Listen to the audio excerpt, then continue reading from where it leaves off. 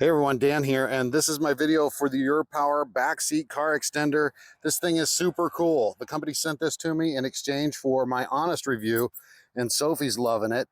This is a really nice setup. It's super simple. It comes with its own case so that you can pack this up in a little carrying case, and the installation couldn't be easier.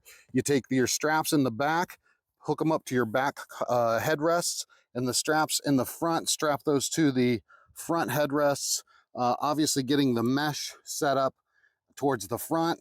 There's cool pockets here that are great for storing your stuff, and then they also supply this strap that goes right into the they go right into the seatbelt holder, which is super fun. This thing stretches out and adjusts, and you can keep your dog secure while they are going for a ride.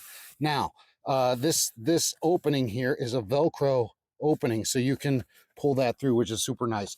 The other thing too, the dog is standing right now in a gap. This is a firm, hard spacer here that allows the dogs to stand in gaps where, normally they'd fall in between the seats, or they'd fall between the seats here. Now they got this whole platform on the back to work in, and it is great, isn't it, Sophie? You like it?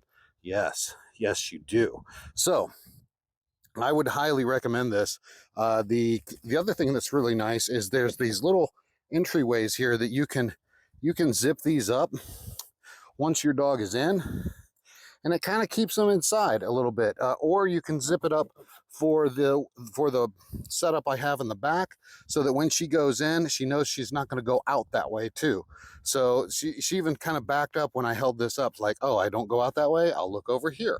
So it's kind of nice. It's pretty cool. And man, I mean, this is a great way to bring your dog in on a trip and have them secure in the trip, especially in a scenario where you don't want them riding around in the front seat here.